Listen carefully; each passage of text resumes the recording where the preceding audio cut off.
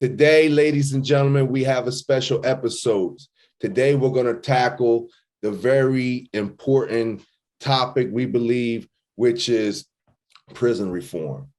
And today, we have the perfect man to discuss this particular topic, a fine brother, a brother we personally know, a friend of the show, Mr. Akey Brown. We all know him as CI. CI Wise. Peace all. How we doing today? Doing good, man. Doing good. Sir, man, we are super excited, man. God. Man, bro, we're super excited for this episode, man. So, we wanted to really tackle these type issues, and we're so glad that you agreed to come on here, man, and share some of your story and, your particular journey within the prison system, man. So, we really appreciate that. Thank you, bro. No problem. All right, man. So we always like to start off very easily, very quickly with the live question, and we're going to do it with you too. Tell us a little bit about yourself. Okay. Well, as you stated, my name is Akey Brown, the name given to me at birth. I go by CI Wise. Some may know me as BI. All in the same, though, because it's all inclusive. You get it? And the more you learn about me, the more you'll understand it. You know what I mean? I'm a self-made man. One who was nurtured by his mother, though. Nice. You know what I mean? Fathered by his pops. Rest in peace, Splurge. So we know that just sharing a little bit, about your story. Tell us a little bit like how you like how you came up, like, where exactly are you from? Where you're born, and like where you came up, kind of like how that environment started, shaping you as a young kid. Well, I'm from the heart of New Jersey, which is Trenton, New Jersey, land of truth. You understand what I'm telling you? From down the hill, 448, born and bred. You understand what I'm telling you? So anybody familiar with these grounds? These are stomping grounds, but to me, it was a garden. You know what I mean? So right. This is what made me. You know what I mean? It take intense pressure to make a diamond or bust a pipe. I guess you can call me the diamond then. You know what I mean? Right. Now we know that your family. I know that you come from a family that takes education serious, right? And I know that you have a very interesting story. Like I know some of your educational background, and just kind of tell the listeners a little bit of that background, because I know you went to like it says here PDS, right? Like I know that I remember like I remember our conversations back, and I remember you told me that you went to Princeton Day School, correct? Yeah. So I started off in the Trenton public school system, attending Joyce Kilmer Elementary School, and was quickly taken out of regular classes and put into a gifted and talented program. From there, I went to Grace Dunn Middle School, which is juniors high school number 4, out South Trenton. I was bused with those kids that were thought to be gifted and talented in this program. We are the first 9th grade class to become freshmen in the New Jersey school system. So abruptly, we got information in our 8th grade year that we were going to 9th grade Trenton High. Yeah. This information was given to us in maybe March or April of the same year we were to attend the high school. For me, it was joy. Everybody wanted to go to the high, myself included. Right. For my mother, it was hell. She saw all the trappings of the hood working its way on her son, something that she thought she was grooming to be stellar. Yeah. You understand what I'm telling you? So on her own, she went to PDS, signed me up to take a test. I took a test, which was the SSAT. I scored high enough on that to get a scholarship paying for about 80% of my tuition. The other 20% was covered pretty much because of equal opportunity. And I was also a good basketball player. Wait, so you were getting bused to PDS? So they was coming. So they had a bus going to Trenton basically to take you to PDS. Yes. So I had to get up every morning at 5 o'clock to catch a bus by 6 to get to school by 7:30. So this was my day. Every day I got up at 5 o'clock in the morning and I returned home at about 5:30 when it was not basketball season. During basketball season, I got home maybe 9 o'clock at night, 8:30 at night. You have to understand the extremes going on there, right? Because I was abruptly taken from a culture that was my culture to attend a culture where the schooling was supposed to be better, right? So when we talk about schooling, what we're talking about is a proper education, an education founded by the institution, right? So the schooling is all around us. That's everyday experience. So you can't take me from what I know and throw me somewhere and expect there not to be a little bit of turbulence there. So my first couple months were a little rough adjusting to not only their cultural practices, but just being away from what I thought were my own, right? Like Black youth who share my experiences, Black, brown youth who share my experiences from impoverished areas and conditions, right? You put me around those who have, and you let me see that. And then you bust me back to those who do not have every day, 4 years straight. CI and I both know people who were let out of prison under the Obama prison program. We personally know these people. You know what I'm saying? And they show that commercial, and he may have let out non-violent offenders, but in the commercial, they show dudes kidnapping people, shootouts who will be deemed as violent offenders. So the insinuation there is that he wants to do prison reform, but he wants to open up the floodgates and everybody can come out of prison, which is just not true. So even in modern history now with William Penn, prison reform goes back to William Penn. That was in Pennsylvania, like, you know, William Penn. He was a reformist. He was a prison reformist. As long as there's been man, as long as there's been man, there's been prisons. They were cages, or they were. But there's always been. I challenge the viewer to investigate where America even got its whole penal system from. Right? I'm not going to get an answer. Period. I just want people to understand where it derived. What is the etymology of our penal system, right? And no, the word doesn't really go with that, but I'm just saying that so you can see the analogy between the two. Where does this derive from? What is the model for what we now know as a penal system, right? And what you'll trace it back to this real quick overview is slavery and indentured servitude. That's neither nor there, right? But I heard my brother IJUST speak about violent offenders versus non-violent offenders, right? And what do you hear when you hear not violent offenders? So what type of people are you thinking about? What type of felonies have committed when you hear violent offender? What a violent offender? I mean, you're talking about, your robbery, your robberies, your armed robberies, your assaults, things like that. Rape. Would you say I was a violent? Would you say I was a? You kind of hit you, but you kind of familiar with my charges. Was I a violent offender? No, I wouldn't say you were. No, I would not categorize you as a violent offender, but I would categorize you as somebody that if the problem came, it might be handled. It's going to be handled. No, we're just talking about. But you was not. No. But I wouldn't say that you was out there. No. But I wouldn't say. I'm talking about offense level. But you was not the instigator. You would never be the instigator of any violence. You know what I mean? Or if it came your way, yes. But I would not categorize you as a violent offender. I'm glad you said that. I'll categorize you as a hustler. I'm glad you said that. I could have used you as a character witness. Because unfortunately, the federal government of the United States has categorized moi as a violent offender for the fact that I had a pistol, possession of the weapon with the drugs.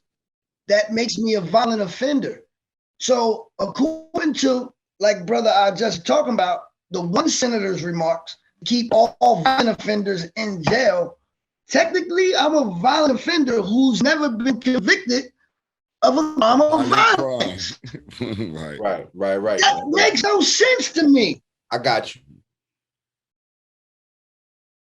You're categorized as a violent offender because you got a gun charge, but you actually never committed a violent offense. You never assaulted anybody, or at least on record. The gun wasn't even used in the commission of a crime except for the possession of the marijuana, which in today's time is not even criminal. Yeah. Oh, do we understand that? So if I was wrong, I caught my case. Am I right now because the laws have changed?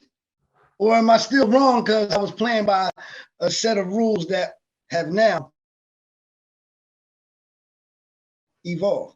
Let me know something. And that's why I think, I don't get it. And that's why I think prison reform is something that does change. So again, even under Obama, that was a whole nother level of prison reform. And even when it went to Trump, Trump dealt with prison reform. He had the Meek Mills and again, but it was a different type of prison reform. You know what I mean? Well, you got Sentencing Act reform. You got institution reform. You got justice reform. And unfortunately, when we hear the term prison reform, we group all of that under one umbrella. And by doing that, you miss out sometimes. Yes. I agree with that. I agree with that. Because even by definition, Obama's thing. I was just going to say, even by definition of prison reform, it is the attempt to improve the conditions inside of prison, improve the effectiveness of the penal system, or implementations of alternatives to incarceration. That is the colloquial definition of prison reform. You know what I'm saying? So my question to you then, CI, is in your own words, what is prison reform? An unanswerable topic. A vague. It's an anomaly. It's a juxtaposition. It's a dichotomy. It's all of that, right? It's like saying a jumbo shrimp. That's right. I can't have prison reform. Different where you at. The two in itself are in opposition to each other. Prison is chaos. Reform is order. I can't have prison reform. If I got reform, then prison doesn't thrive. If I got prison reform, doesn't thrive. That was deep right there. That was deep right there. He said, he's gonna say that again. You said if you got reform, the prison don't thrive. But if you got prison, then reform don't thrive. Don't strive, man. That's a jewel right there. That is. In my eyes, prison reform would be everybody in a uniform of the same color recognize that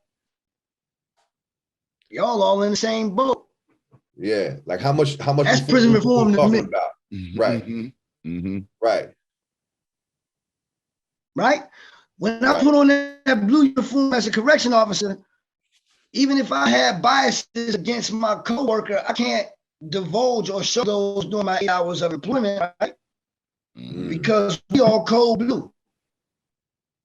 So we put all our differences to the side to police, to be officers of corrections to the inmate. It's corruption within the officers. So how can I have corruption correcting something? It's corruption in the ranks.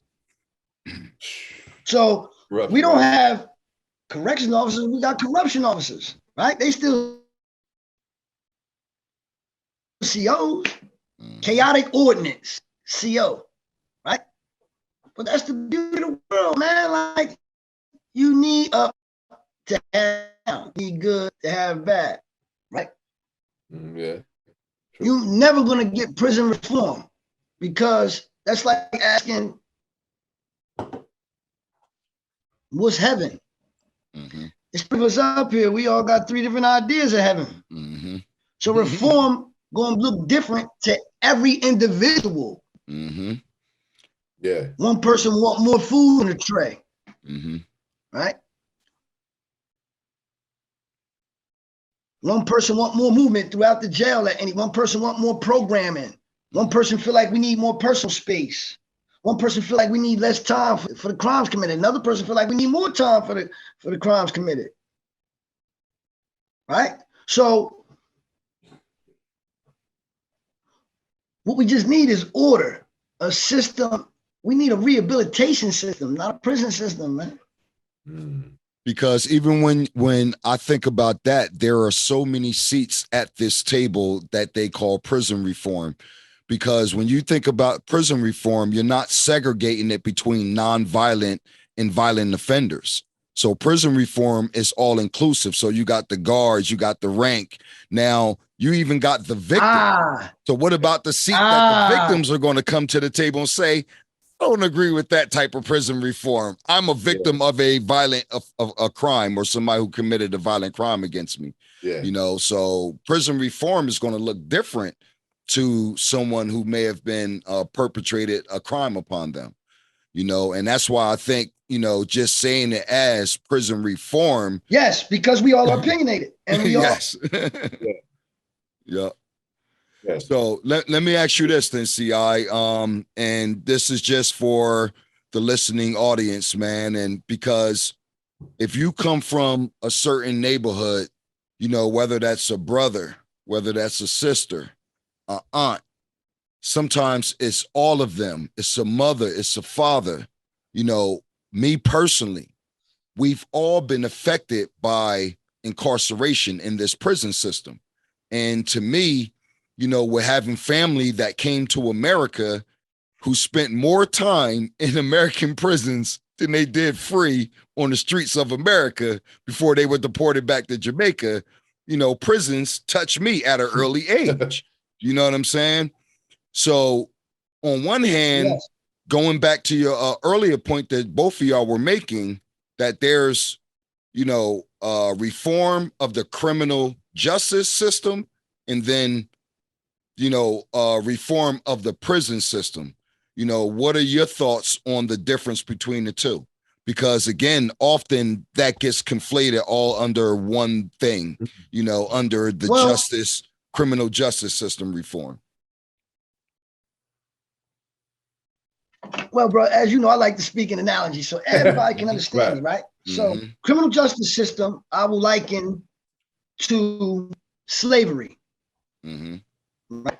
And the penal system, I will liken to the housing in which the slaves lived in. Right? And so within slavery, within this criminal justice system, when you talk about prison reform, the only thing you're talking about is revamping my house, man. Right? What I want, a bigger couch, what I want, a better roof. At the end of the day, I'm still like, Pablo was still in jail, whether it was his house or not. Like, that's a mentality. That's the ghetto, right? Like, that's the mentality. So what should scare any person about going to prison is them taking away your freedoms, not the physical freedom, because we can get all the rap lyrics, lock my body, can't trap my mind. Like, homie, they take away multiple freedoms of yours and try to dehumanize you in the guise of correcting you to return to society a productive product. And I said product on purpose because they'll put the adjective a productive citizen, but you just a product. Yeah. And they want you to come back home and produce. Yeah. For them. And us. Yeah. So you want me to produce for a nation that don't protect me, that kills me at the drop of a dime, and get mad when I try to get my own. I don't get it. I think the dopest thing to me, right? Like the thing that I'm like getting the most out of it, and what I think the dopest thing that you said, man, is no prison reform. It's just reform. You know what I mean? Let's get the prison up out of it, because you're right. Like you made that dope analogy. You like, man, prison is chaos. Reform is reform. You know what I mean? Like, you know, that's like, you can't have both. Man, so I think you're right, man. When we're talking about prison reform, we're really talking about reform. Right, because they try everybody. To reform. No, right. It's not like they don't want people in prison. To cut you must understand. You must understand that they put us all, and I say us because I'm a convicted felon, right? Mm-hmm. In these same buildings and group us all as criminals, whether a drug addict, a mental patient, schizophrenic, right? These isms or problems have led to behavioral patterns of yours, which now deem as crime. I'm gonna lock you up, and I'm not going to get at the root of the problem. Mm-hmm. Mm-hmm. Right? Yeah. So I speak to my brother all day about being Fort Dix with a plethora of pedophiles. Mm. And I'm not here to judge crimes, right? Live and let live. I don't agree with it. That's a tough one. People don't agree with things that I may do.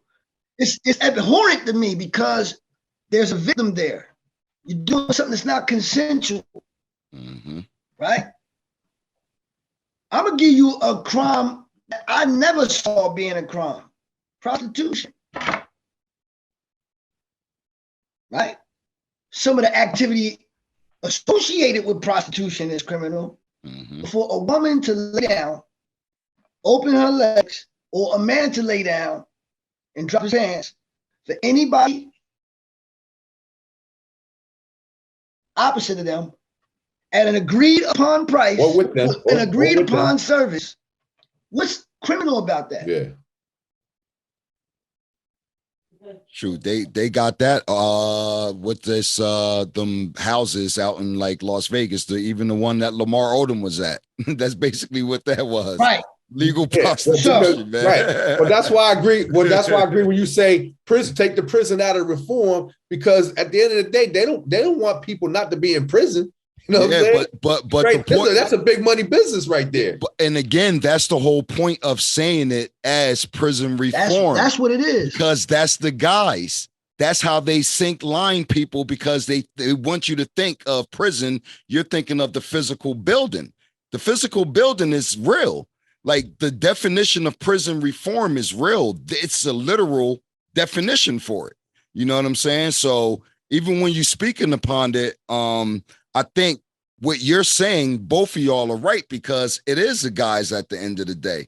Because my thought is, like, for example, CI, and so it's both of y'all, and for the listening audience, when we're talking about prison reform, you know, are we going to stop allowing big corporations, without saying no names, to profiteer off of inmates making their uniforms, for example? So now they get their uniforms made. The inmate makes 2 cents per day. Meanwhile, that particular said company profits skyrocket because they're getting cheap labor. So are they going to stop doing that? Some people on prison reform says, I want that to stop. I don't think that's realistic. That's not my view of prison reform. My view of prison reform is make the sharing more profitable, make it more equal. You know what I'm saying? It's no different than the college athletes now doing those NIL deals. You know what I'm saying? At one point, college athletes were not getting paid. Now they're getting Let me share something real quick, and they're splitting those profits. Let me share something real quick with you that y'all might not know, right? Unicor is a big industry within the federal prison, like DepCor is for state prison, right? Unicor is the top job in a federal system, right? And if you're doing good, you make about $200 to $300 a month, working more than likely 8-hour shifts daily. Notice what I just said, man. $200 to $300 a month. Mm-hmm. Right? You're being productive right now. Yeah. In society for somebody making a lot of money off of your labor. And this is supposed to be your restitution for the crimes you committed, right? When we look at this war of criminal versus upholder, officer of the law, right? What you see is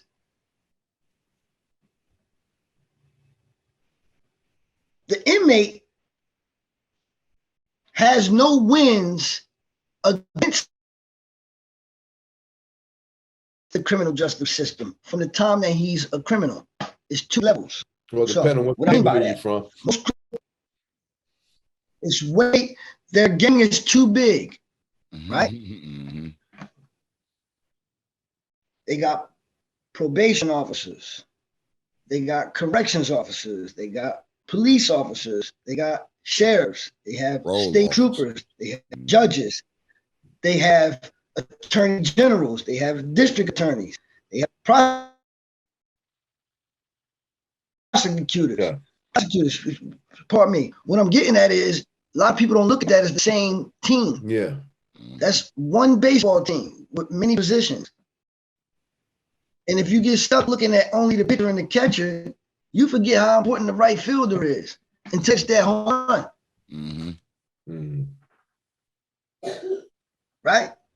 So you got so much to fight as the future inmate. And by the time you make it to that level, which is the bottom rung,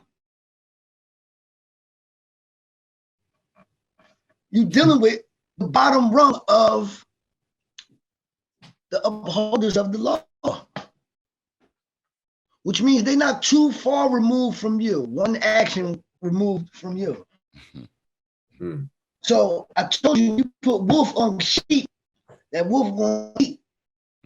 Most prisoners are in a system where they see corruption by police officers all day long. How can you reform them? And you got that same officer saying, be like me. Fake like you're doing good, and do bad to get ahead. Mm-hmm. Yeah. You just teaching me ways to be sneakier, slicker. You just opening my network up so that it's harder to catch me in things that I do. Shit, over 50% of all contraband enter prisons through guards. Yeah. Over 50% of contraband enter prisons, not through inmates, not through people visiting. How else can guards? Yeah. And most of the contraband that's in there through inmates, though you will have a few slick ones that can just beat anything, is due to a lack of due diligence on the part of the officer doing their job for how it even got in here anyway. So the corrections officer in the visiting room, he ain't gonna search the one with the fat ass because he's a pervert and he likes to look at women that are well endowed. That's right. So my man get his girl to come up there with a fast and some big titties and drugs and contraband everywhere, and he's so busy going. He gonna get the ugly lady right here. Pardon my language, but in his opinion, the ugly lady, he gonna put her to the side and search her. So, you know, these are the ways you can't reform prison. There's no prison. Yes. I mean, well, one second. Prison abolishment is what we should be. Yeah. And I'm glad that both of y'all are saying that, because here's the macro to that. And this is what makes, again, this such a great way of just saying what is prison reform. Because here we go. The question is just simple. What is prison reform? Some people, you could take it rhetorical, however you want to take it. You got two different definitions of it. But how are you going to have prison reform in an ineffective system? Like the system itself is ineffective. Yeah. So that's the guys right there. So it's like, what is prison reform? It's literally, 100. I'm proposing as a rhetorical question. You know what I'm saying? I mean, because technically, I was going to say part of I was just going to say add to that a little bit what you're saying, because technically, if you go by definition of prison reform, is the attempt to improve conditions, to improve the penal system, to improve the alternatives to incarceration. So technically, right, you could kind of say, okay, they have started that road because the weed offenders or the nonviolent offenders more and more getting left out of prison. So technically, that's a form of prison reform. You know what I mean, right? That they can sell you on. Yes. You know what I'm saying? It's like somebody coming in to be the player, and he's talking about crime. We help crime. Okay, yeah, you drop crime. Just instead of 3,000, we now had 2980. Okay, great. You did great. Right. So you touch on a good topic, Sos, because basically what you're doing is the same way you've been influenced that slavery in America over. Mm-hmm. Slavery exists in 2022. Mm-hmm. You talking about reforming a system of slavery. Yeah. Mm-hmm. Right. Right. Mm-hmm. I thought we were supposed to have gotten rid of slavery. Right? Mm-hmm. In prison, they worry about you working more than they worry about you going to a rehabilitative program. Yeah. Why is that? The prison doesn't even run without the prisoners. Who cooks the food? Who washes the clothes? Who does the repairs on the buildings, man? Who does this? People think about that. You think it's outside contractors fix that leak in that roof and on that housing facility over here? Mm-hmm. No, that's more than likely facilities, somebody around with one officer as a supervisor out there fixing the roof where they gotta stay. Then they come back in unit and brag about it. Yo, I fixed that patch. I fixed that. That's me. That's my work right there. That's my work right there. You ain't got no drip because of me. My work right there. That's funny. Yo, this was some of the funniest shit to me, and I say that not in the sense of hilarious, in the sense of it made no sense. I watch people rebel against everything that they come to jail in. Mm-hmm. I don't get that. Mm-hmm. Right? So an earlier question of yours was, what changed me to walk down this road of positivity? I've always been walking along the road of positivity. I just stumbled along the way, bro. Mm. Because what is positive for me, just like prison reform, may not be positive for you. Or the extreme of positivity you talking about may be 100. I might just want to be 1. I'm still positive. Mm-hmm. Right. You understand what I'm telling you? It's some totality of your deeds and actions that make the characteristics of you. You're not a bad person because you smacked one individual. You've committed a bad act. And if you continually do it, it becomes a part of your character, which is a flaw of yours. You may have 99 other spectacular attributes about you, which overall makes you a good person. Mm. So that's how I look at life, period. The pedophile may be immaculate in life. To me, that's atrocity that wipes all that out, to me. But I'm not the judge. Wipes out all the positivity. That's right. That one act. Right. That's right, bro. That's right. To me. Mm-hmm. Right? And so I can only judge my kingdom. That's right. And now what in that, if that is a action, then there is a opposite and reaction to that same thing. That if you are 99 good things, but you are a pedophile, you out of there. I ain't rocking with you. So the opposite reaction to that would be if you are a good person and you commit one thing. You know what I'm saying? So it's the same spectrum, guys. Well, the Bible says, the Bible, according to the Bible, we could be sinners for 99 days of our 100 years of life. And if we repent on that 100th day, we make it to heaven. But see, repent don't just mean to admit or acknowledge the wrongdoing. To repent means to truly be at one, to atone for it, to recognize the error of your ways and correct those. So some of the things you may have been convicted for, you may never change your ideology on it. You'll never correct those ways. I changed the ideology on my path to financial freedom. I never changed my role of positivity. I got what you're saying. Right. It didn't change your moral character. You just did. I'm about to tell weed right now. Yeah. No, you understand me. I'm about to sell weed from now for the rest of my life as an upstanding citizen. Yeah. A part of the cannabis code. Right. That's right. As far as cannabis growing, I told you that I sold weed.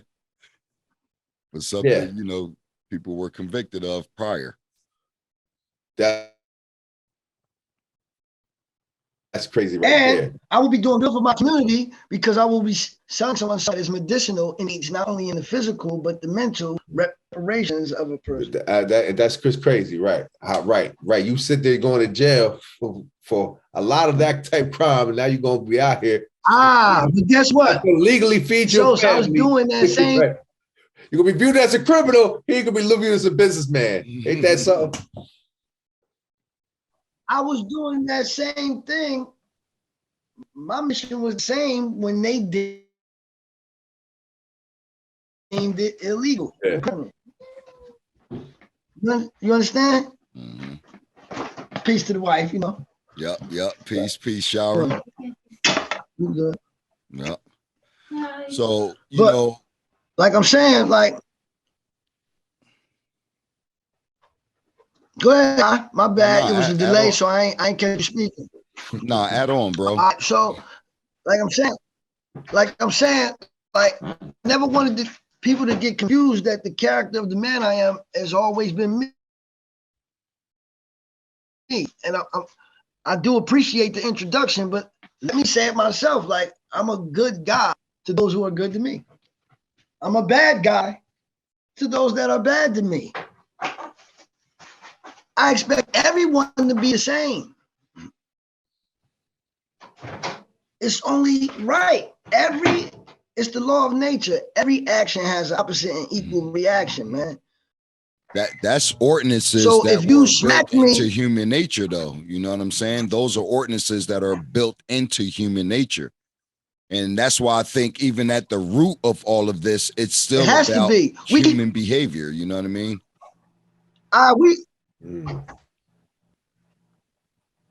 We know better. And what I mean by we, as human families of the planet Earth, we know that there's no beginning nor end to this, right?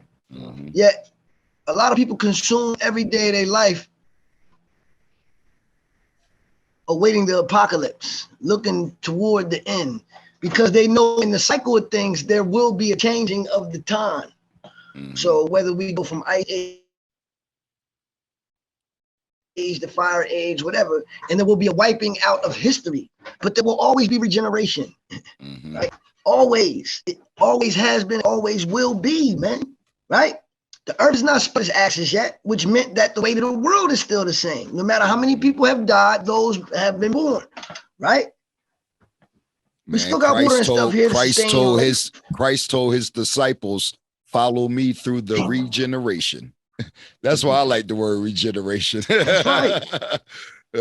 Christ so said it we talk about global warming, right? We talk about global warming, but when you truly understand global warming, like, that's just a tilting of the axis that took many, many, many thousands of years to happen. And then will be global cooling will take us back to the ice age, and everything will be frozen, It's going to take 25,000, 26,000, 27,000 years, man. Yeah. And 27,000 years ago, we had no written form of keeping records. And if we did, that knowledge was wiped out only to regenerate again. So are we building up from something that was once here? Because so you do realize that you can't form something great out of something that isn't there. So like you couldn't have the mindset to even come up with a computer if there was not some basis for this to exist. Right? I can't like you can't tell a lie without knowing the truth. That's how I look at it. You can't tell a lie without knowing the truth. That's facts. Word up. Right? Anything else you just misspoke. Yeah. Right? And that's great that you say that. People are like, yes, you can tell a lie. Like you can say that's red and it's really blue, but you didn't lie. You were mistaken. Yeah. Right. You can only lie when you know the truth.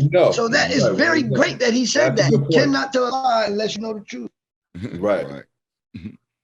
That's a great point. Right? If I'm colorblind and you ask me what color is this and I say black, but it's really red, you ain't gonna say I'm lying. You're gonna say I see. If you know I see the same thing as you and you got 20/20 vision, and you ask me what color is that red shirt and I tell you blue, you're gonna say you're lying. You know the truth because I know you see like me. We've judged this before. Every other color I see, you say it's that color, right?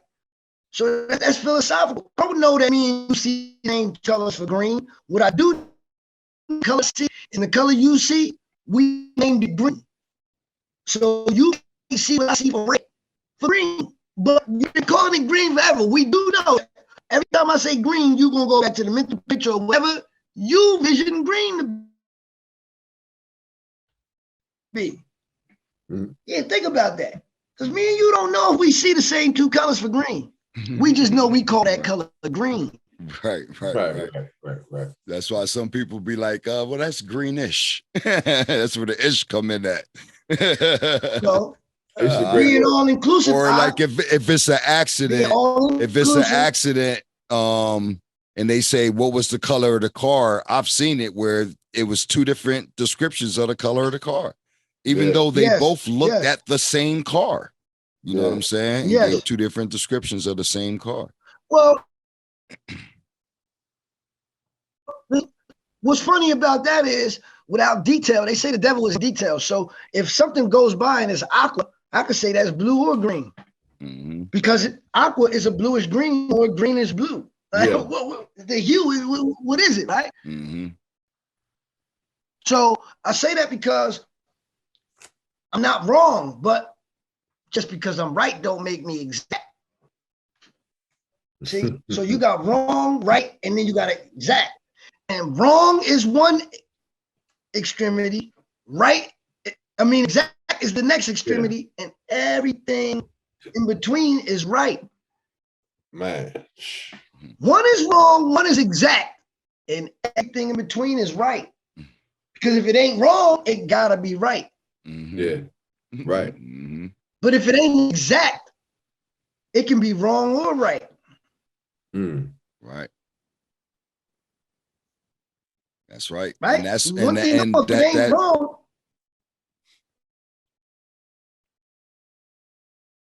That's real. That's real. I said that because, bro, we have to stop making certain things black and white and then creating a wide expanse of shady gray area for a bunch of other stuff. Yeah. Like the saying it is what it is, always has been, always will be. Like it is what it is. So prison reform, you either going to have prison or you're going to have reform, man. You're going to have prison or you're going to have reform. And that's why I was saying it's more of, and one of those questions, man. And it really was something that I thought about it, where I'm just like both of y'all. Like I think we're all in agreement that it's, something that affects us. And, again, going back to what Sos was saying, the whole point of the podcast is invoking these emotions, whether it's from an entrepreneur, a small business, you know, education, prison reform, and bringing in real people, man, that can really give us the nuts. Well, that's what I look at. You know what I'm saying? That's great. And I'm good. What I know about prison is a timeout, man. So when you ever hear somebody say like, lock my body, can't trap my mind, what that mean is you're going to take time to think about what you need to do to be successful in society, man. Mm-hmm.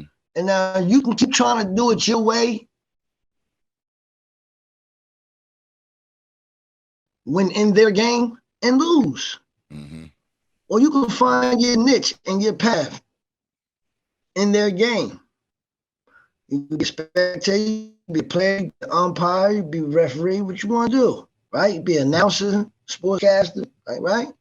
1,000 things to do in the game. But you ain't got to be the streaker on the field just to get on the camera, man. Right. A lot of youth in the hood, man. We the streakers. Mm-hmm. We the streakers in the hood. We just want to get on camera, man. We want to be seen. We want to go down in history, that's right? Dope. A lot of us call ourselves block legends, right? I just did a rap the other day, 38 Special. Shout out to Griselda. You feel me? Yeah, nice. 38 Special says something about Butch. He wanted to shout out the hood lesson, Charles something. See, and I say Charles something because I don't know who he is. We must be Sonny in Buffalo. Right. And that's the mindset of the hood. Mm-hmm. Yo, I was the man in Buffalo. Like, yo, homie, I'm international, man. Like, my success is touching every person and family on this planet Earth, man. Mm-hmm. Some type of way, education, something. And when I say that, I want.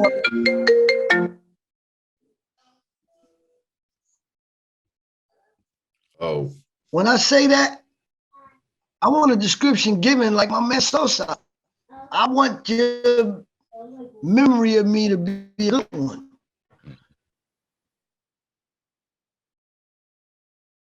Fundamentally, that's the person I am, man. And that's why I think overall, with bringing up that question, I think this was healthy. It's sparking the conversation, and it got three brothers to talk. You know what I'm saying? And we're at the table and we're thinking of solutions and really narrowing this thing down, because it really boils down to what you said even earlier. Sos and both of y'all, you know, iterated on it. You know, is that something that's just practical, or it just sound good in theory? You know what I mean? Does prison reform, is this really something practical, or does it just sound good in theory, man? You know what I'm saying? Yeah. And that's kind of what it boils down to. Like, does it just sound good in theory? Yeah. And prison to this system, the system of America, is multifunctional, man. And we must not forget the functions that it plays. It provides employment, right? It provides services at a cheap labor, right? It provides population control, right? Mm-hmm. And it promotes conformity to the American system, or else face the price of steep penalization, man. Yeah. So it's no wonder that the crimes that are committed by the black and the brown are those penalized more. Yeah. They can't, you can't separate when one of their own commits the act. They have to fall by the wayside too. However, we do see where they get preferential treatment. I heard a new term called affluenza, as if it was influenza. The boy was so affluent, they said, that he didn't recognize the error of his ways and created manslaughter with a vehicle when he was drunk and got off with a 10-year probation, man. And before Kill that, people remember drunk. him and his mom ran off to Mexico. Remember that? They ran off to Mexico? Yes. And That's Mexico crazy. had to extradite him back. He got in the pickup Yes. truck with like all his Yes. homies in the back of the pickup truck. He driving Now drunk tell me and kills Tell like me- four of tell his me friends.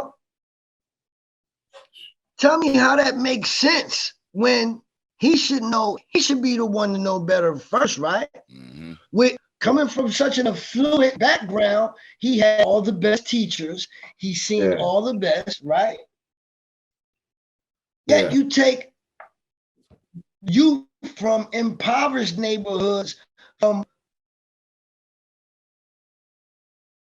lesser economic conditions, Yeah. who really don't know better, who really just seeking out a better way to live, man, by said criminal acts, and put them away for a long time. And please explain to me how you expect love to be given back to a system that's treating them like that. Like, how don't you respect rebellion? Yeah. I mean, I think it's all like crazy. I mean, I think a big thing that we got to think about is for one, especially like in our Black and Hispanic neighborhoods. I mean, we're in systems, we're impoverished systems, we're impoverished neighborhoods and in a system, that has us impoverished. Now, I'm a firm believer that, you can't use none of that as excuse though. You gotta, whatever happened to No you, excuses. still got to find your way out of it. That's Period. right. Point blank. That's right. You know what I mean? Period. Point blank. You know what I mean? Because you can do it. It's just going to be hard. It's going to be 10 times, 20 times harder. But you see, you gotta some people, bro, don't even have. Go with that. Some people don't even have the will. Like they've just succumbed to it. They don't even want to get out of the situation. You know what I'm saying? Like I know we grew up with some people. Yeah. It's like, yo, why are you keep going back to jail, bro? Like, yo, like, you know what I'm saying? Well, also, like, too, I think we got people. You know what I mean? And also, too, I think we can't. Let's touch on that because what we want the people to know is we all become comfortable with familiar. Mm-hmm. Right? A popular saying of longtime prisoners is you only remember 2 days about prison. The day you come in and the day you leave. Mm-hmm. Yeah. Everything else is just right. And I didn't get that while going through next. What the hell they talking about? I remember every day of this. But guess what? 2 days got the most of me about my prisoner. Mm-hmm. The day they locked me up and the day they released me, man. Mm-hmm. It's hard to remember details about the whole days of those other days. I remember vividly events. But those 2 days I'm telling you, I can tell you from the time I woke up to the time right. Everything else was just, whatever. It's all whatever. But you remember them days. Right. And because those two were the extreme highs and lows of the emotional spectrum. Yo, that's crazy, man. That's crazy. Yeah. I certainly agree with you, Sos, about the no excuses, though, bro. I definitely agree with you, Sos, wholeheartedly that's about real. the no excuses, bro. And what that's I mean, real, Sos. You can't make excuses. Yeah. Mm-hmm. I just think like, you know what? It's like, you know what I'm saying? Like we already know, it's like, okay, if you tell me I'm gonna go fight Mike Tyson, right? I already know what I'm probably gonna lose, but if I fight him, I gotta go get this bat. Like I ain't just gonna let him beat me up. You know what I mean? Right. I'm gonna grab this pipe. I'm gonna go, you know what I mean? I'm just saying, like, I'm just giving this analogy, like you're mentally prepared to go. And I think that we got to stop sugarcoating, man. We know what it is. Yeah, you're gonna have to go 10 times harder than your counterpart, right? To get out of this. You're gonna have to fight like hell, scrap like hell. You're gonna have to go talk to people. You're gonna have to go get some people to help you. You're gonna have to go get some mentors. You might have to humble yourself, whatever you gotta do, but understand that you can do it. Period. You can do it. Now it's going to be the stacks going to be stacked against you, right? And there are some people that, you know what? There are some people that no matter what you do, it's almost impossible for them to do it, right? That's even lower than even the lower of the low. You know what I mean? So that is true too. But I think that we got to stop, it's as a whole in our neighborhoods, man, we got to stop making excuses. I think that's just my personal. That's another topic, though, right? It is. We're talking about prison reform, and I'm gonna tell you why that's another topic. That is another topic. I mean, I'm you gotta take care of your own. You gotta take it. No. Yeah. Only understand why I say that. So I said that because I agree with you wholeheartedly about the no excuses, right? You got to go hard at what you want and pick yourself up and get back up on that bike, right? If you ask my brother, I never make no contingencies about why I went to jail. Matter of fact, I say things like, well, they got for that amount of time, which may have been too much for that crime committed by their rules and regulations. But I know I was doing wrong, and I was subjected to whatever they gave me. Like, it could have been death, so it could have been worse. Right, but look at you now. Look at you now. Right. Well, you could have looked at me my whole time. I was always great. What I was saying, you could have been the day I walked in there, I walked in there like this, right? That's right. And I say that because people say, why did he go through that journey? Why not me? Right? I went through that journey because I was strong enough when everybody thought I was too weak. Yeah. You know what I'm saying? And that was the path laid out for me before I was ever here, man. That's right, man. I went and spread knowledge and wisdom throughout that hellhole for some people to, make their situation better. Like, you know what I mean? And I know I touched some lives in there and things happen, right?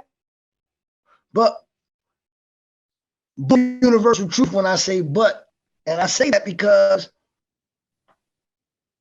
but always seems like it's at opposition with whatever's being talked about. And sometimes it's just adding on, right? Yeah. Though we can't make excuses, we must take notice, though. Yes. That the cards is act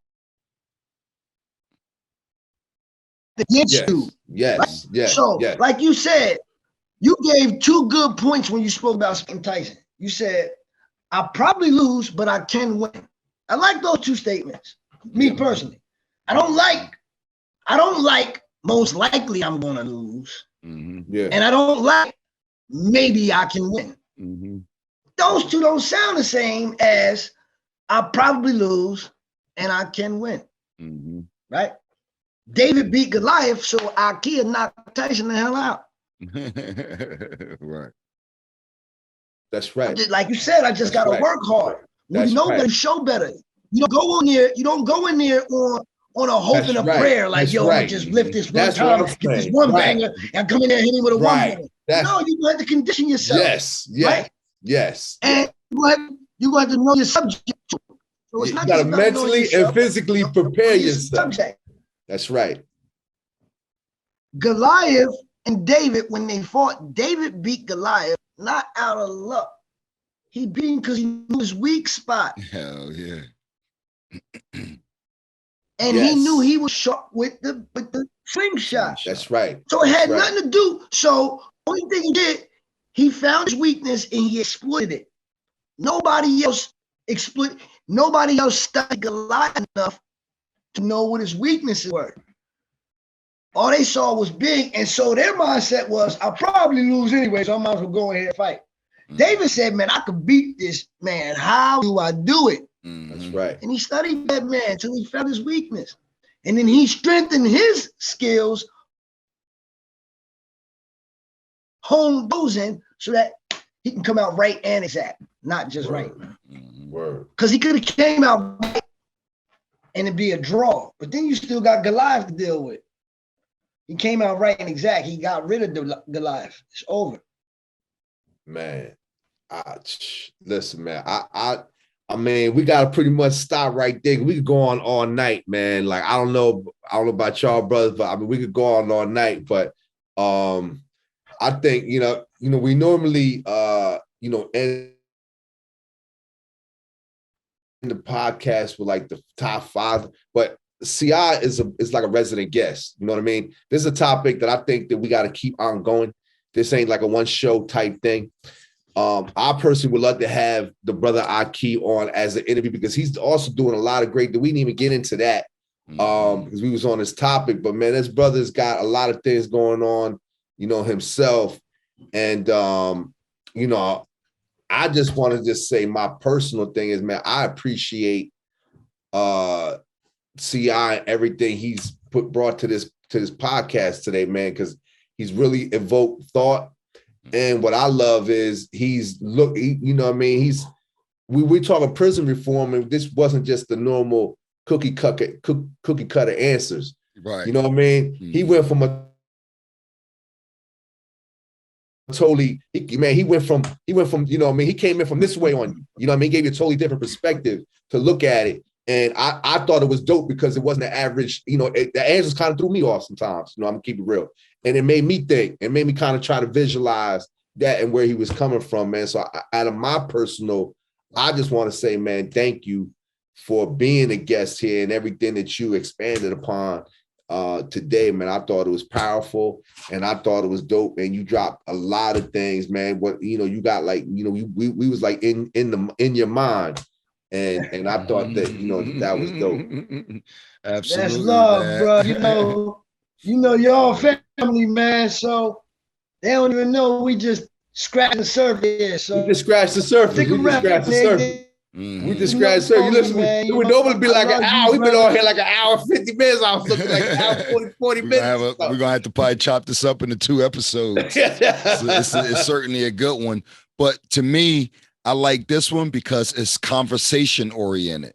You know what I'm saying? Like, it's once again showing that 3 Black men can come together who get one topic and look at that one topic in 3 different ways and can still have a positive conversation. And I got some of my errors, how I thought about things, corrected by, and hopefully some people out there who's listening, the members, now you have a better understanding, and it helps you invoke the thoughts even within your own family. So I certainly appreciated it from that aspect of just really having a straight up conversation, man, and being able to just build with 2 solid brothers, man. You know what I'm saying? And it's a real conversation point. Like, it's a real subject matter that really affects us and affects us as a whole.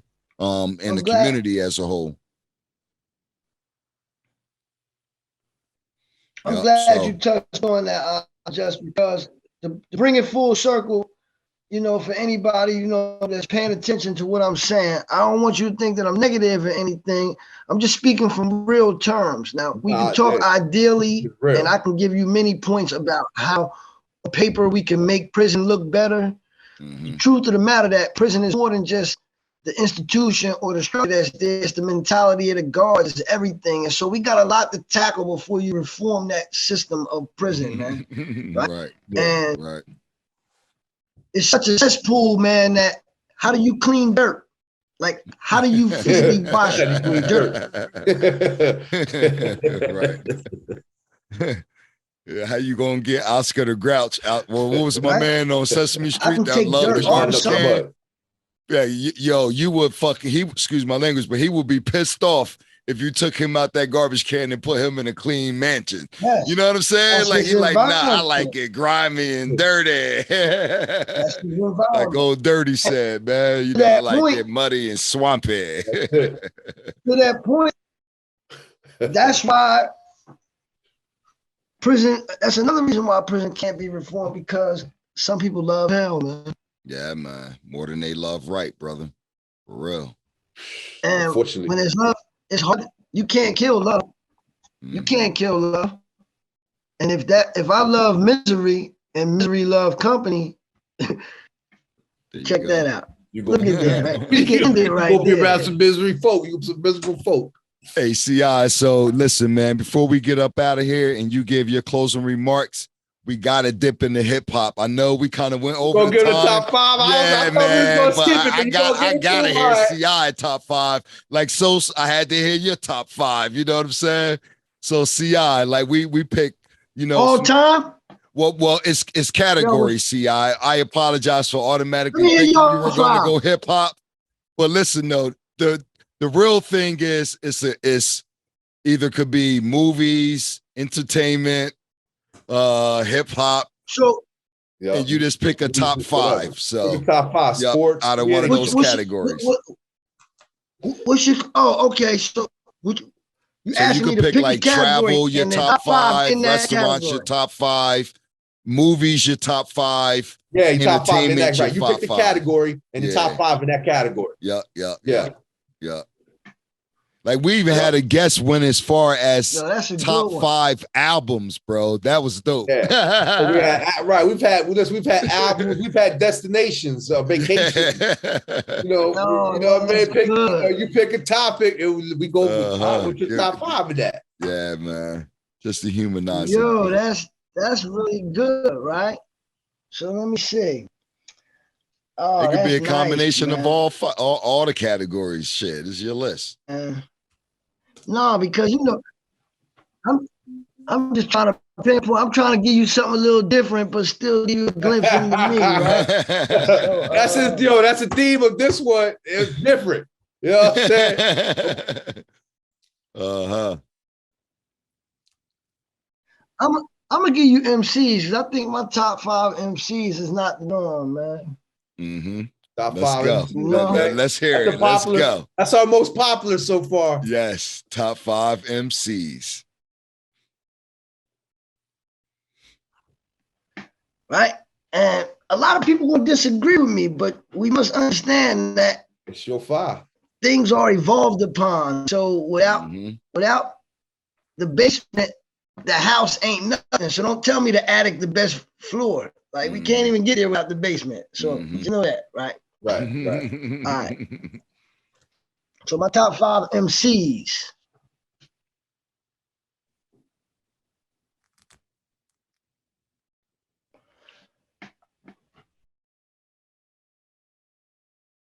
I'm gonna give you 2 that maybe a lot of the world agrees with. Jay and Iggy. We're gonna start with them 2 right there. I'm gonna tell you why, because I'm gonna break them down. And these are in no specific order when I give you these 5. These are just a top 5. This is a Mount Rushmore plus 1. Right? So I give it to Biggie because at a time when you had to be gimmicky, dancers, rap suits, be a fly boy with some curls in hair or something like this fat black nasty ugly nigga came out, man, and made every girl in the world love, man.